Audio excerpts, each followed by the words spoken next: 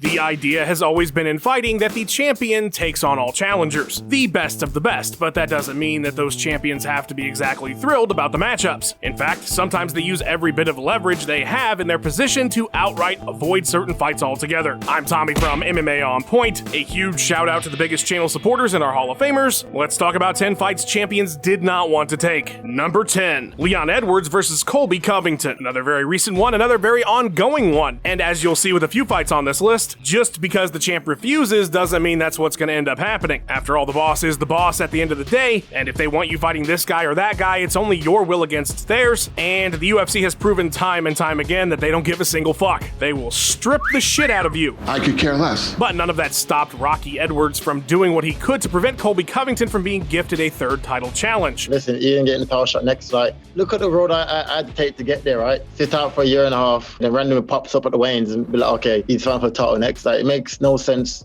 Like, supposedly prompting a warning from White to chill or get stripped. The strategy, however, was later revealed by Edwards' manager in another interview with Ariel. The idea was to see how Burns versus Masvidal played out, because if Jorge had won, given their history, that would have been a massive moneymaker and a no-brainer. In fact, so much so that I'm sure the UFC would have agreed to it as well. But since that didn't happen, Edwards and team felt that Belal Muhammad, who is on a 10-fight unbeaten streak and was an opponent that he'd already trained for and faced at least for 5 minutes and 18 seconds before a no-contest eye poke, made the most sense. And, of course, Muhammad is the most deserving fighter. Sounds like you have mental problems, man. Yeah, you have mental problems, man. But now that the money isn't going to be Jorge 2019 cash, it sounds like Edwards and his team aren't going to make that much more fuss about Covington getting his shot. To me, this is definitely an example of a smart refusal to see if better options come about. Number 9, George St. Pierre versus Johnny Hendricks. Now, you won't find a quote of GSP saying that he didn't want to fight Johnny Hendricks outright, but he did say he doesn't want to fight a guy on steroids in a conversation about the man, so you don't need to read between the lines to figure out that he didn't want to fight Big Rig. Basically, he thought the guy was a big old cheater pumpkin eater, going so far as to first suggest VADA testing prior to the bout. Remember, this is pre-USADA partnership, and not only that, but intending to fit the bill himself for the testing. I wanted to do something positive. I've been accused in the past and wanted to show everyone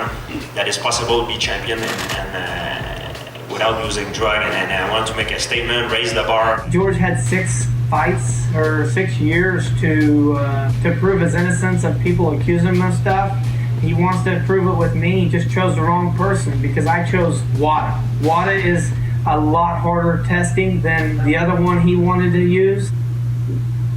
Once again, WADA doesn't do the testing. It doesn't do testing. WADA, it does the guideline. VADA use WADA guideline for their tests. All signs point to GSP very worried that his opponent Hendricks was on PEDs and hoped that testing would make this a fight he didn't take if it wasn't going to be 100% clean. The bout did of course happen, and the winner was GSP, and there was no controversy about it at all. Sarcasm is where people say the opposite of what I mean. Number 8, Aljamain Sterling versus Merab Dvalishvili. The UFC has had a long sordid history of buddies and teammates not wanting to fight each other, with Dana White none too happy about it. And it even happens at the championship level. There was of course Jacare when Anderson Silva was middleweight king, and more famously friends DC and Kane at heavyweight.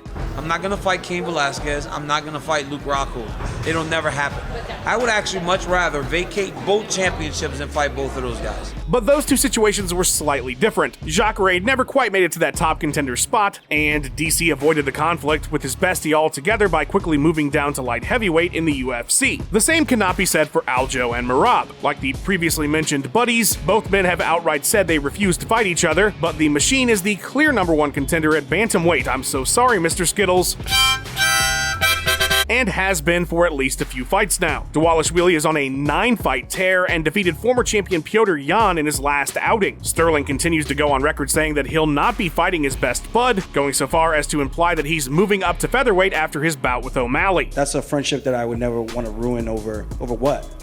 I mean, And as far as Merab is concerned, well, don't ask him to fight his friend unless you yourself are prepared to fight Merab. Uncle Dana ominously warned the Machine that things wouldn't go well for him if he refused to fight for the title, but it sounds like this conflict will probably resolve itself soon given Aljo's intentions. Number 7. Anderson Silva versus Chris Weidman. I recently jumped into the John Jones-Sergey Pavlovich conversation on Twitter by discussing this very entry, to which I was called on it until I produced the receipts in the form of an Ed Soares interview. What has Anderson said to you in regards to Chris Weidman and Luke Rockhold? Luke Rockhold could be a great potential opponent, and I think Chris Weidman, not to take anything away from who he is as a fighter, but I would like to see Anderson fight someone that's a little bit more recognized. I don't think Anderson has anything to gain from that fight other than beating a super tough unknown guy. Anderson Silva absolutely did not want to fight Chris Weidman, and it makes sense, just like the point I was trying to make about JBJ and Sergey. While Weidman was clearly the top contender, undefeated at 9-0 with 5 straight victories in the UFC, his last 2 being against top divisional talent like Mark Munoz and Damian Maia, it made all the sense in the world that he would get the next title challenge. And of course he did, but Silva rightly felt that the risk-reward ratio on this one was off the charts bad. It was a nightmare scenario that Silva rightly tried to avoid, but ultimately met the worst possible outcome on. Number 6. Demetrius Johnson versus TJ Dillashaw. This one was a big ol' mess, and Mighty Mouse had a laundry list of reasons that he wasn't going to be fighting Snake Boy. TJ Dillashaw, who was lined up for a title challenge at bantamweight with his former buddy Cody G, did not want to sit around and wait as the champ had an injury he was healing up from, so TJ proposed a move down to 125 in the meantime to snap DJ's title defense streak before he could set the all-time record. Sounded like a cool idea, but Johnson was not having any of it. He didn't like the idea of Dillashaw skipping over an entire division that he'd not fought in. He was worried about if TJ could even make the weight, thus turning his record-breaking defense into a really tough non-title bout. He wanted pay-per-view points and some better compensation if he was going to risk it. And honestly, man, I can't blame him. His legacy was tied to that next title challenge. The UFC was trying to push this thing onto him, and he knew he was never going to get what he wanted money-wise. And if Demetrius is the pound-for-pound best guy in the world, then fight TJ Dillashaw. Fight somebody that people will actually care about. I'd have fought Ray Borg too. Go set that all-time record, fuck it. Number 5. Tyron Woodley versus Colby Covington. While Leon Edwards had a good case against Covington in our first entry, the same cannot be said for when Tyron Woodley wanted nothing to do with chaos. At 8-1 in the division on a 4-fight streak, Colby was clearly the next in line, but T Wood dismissed him at every turn, eyeing a bout with Nate Diaz instead. Nate Diaz, I think me and him can show down at the event. Let's make the money. I think he's deserved it. I think he's put enough butts in the seat. He deserved to make that payday, so let's go get it. The UFC has offered you the Nate Diaz fight 10-4, and you have agreed. Correct. Problem is that Nate Diaz is scared. What? Despite him being out for the last 16 months, and other than the Conor fights, not being a welterweight for 5 years. Yep. All right. Anybody you'd want to...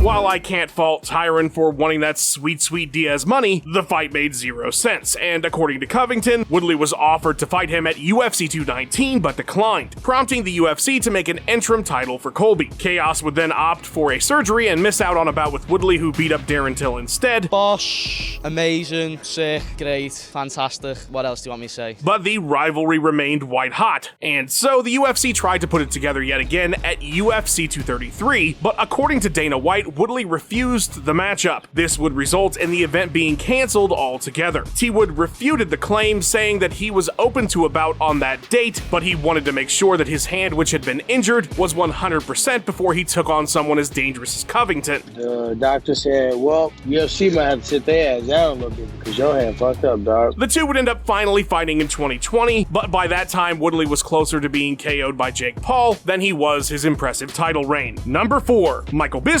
versus anybody but GSP. So this is another one that's pretty damn hard to blame the guy, right? I mean, he just became one of the most unlikely champions in UFC history. There were all these rumors that GSP wanted to come back and to fight for the middleweight title, specifically because Bisping won it, so of course he would want to wait for that fight more than doing anything else, especially considering your other options being the true top contenders, Yoel Romero and Robert Whittaker, which is not to imply that Bisping wouldn't have fought them. Hey, Dana!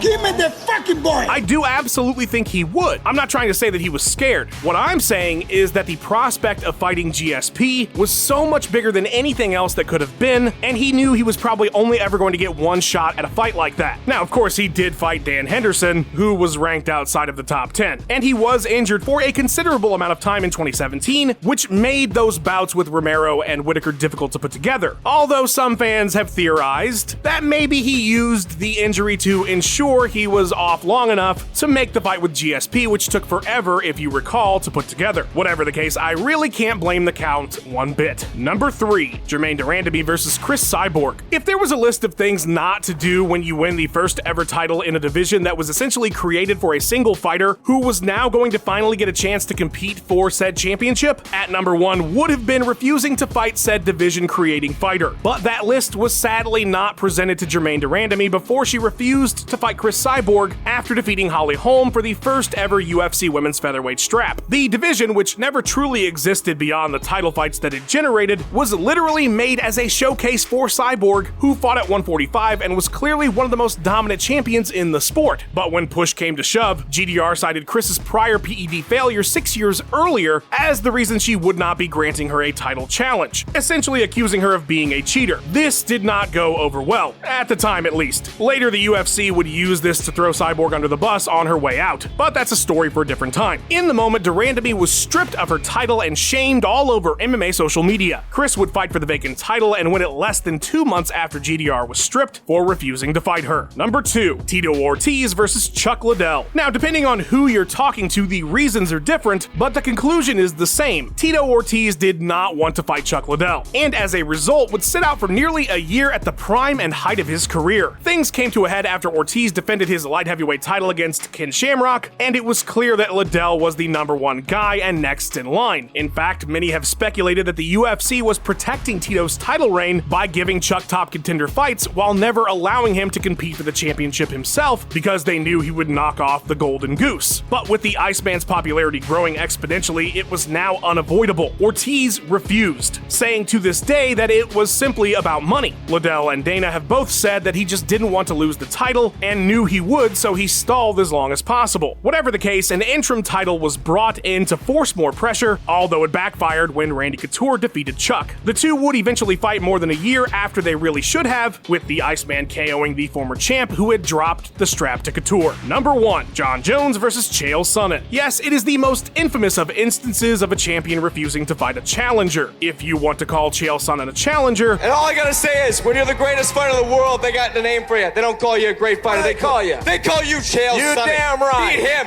if you can. You're damn right they do. The guy hadn't fought at light heavyweight in 7 years at the time of UFC 151. But nonetheless, given their other options, he was as viable as anybody. The story goes that Dan Henderson late notice let the UFC know he'd blown his knee out. Dan Henderson has a partial tear in his MCL. He tried to train, he tried to continue to work out. He saw doctors and there was nothing we could do. And so the promotion scrambled to find a new opponent to save the card, as the event was as thin as 125 weight cut Dillashaw. The only name that could or wanted to step up was Chael, but to the surprise and chagrin of the UFC, Jones refused on such short notice. Worried that perhaps Sonnen was aware of teammate Henderson's injury much longer than anyone else and had secretly been preparing. The resulting cancellation was laid squarely on the shoulders of Jones and coach Greg Jackson by the UFC, Dana White famously calling Jackson a sport killer. It was a big ol' mess that led to a season of tough between Chael and John, where they would eventually fight it out, and it went just about how you would have thought. As much fun as I had writing this list, what makes it work is the editing. So Luke Taylor, I mean, the guy deserves all the credit here. Honestly, the editors here are amazing, and one of the ways that you could support them if you wanted to, as well as get some more really cool behind the scenes looks at stuff, would be to become a channel member. I would highly recommend it, like our mini channel champions, who I have to thank so much as well. But I would also really appreciate it if you liked and subscribed, if you really enjoyed the video. And yeah, guys, I'll see you on the next one. This was a lot of fun. Always love looking at your opinions down in the comments. I will see you guys later.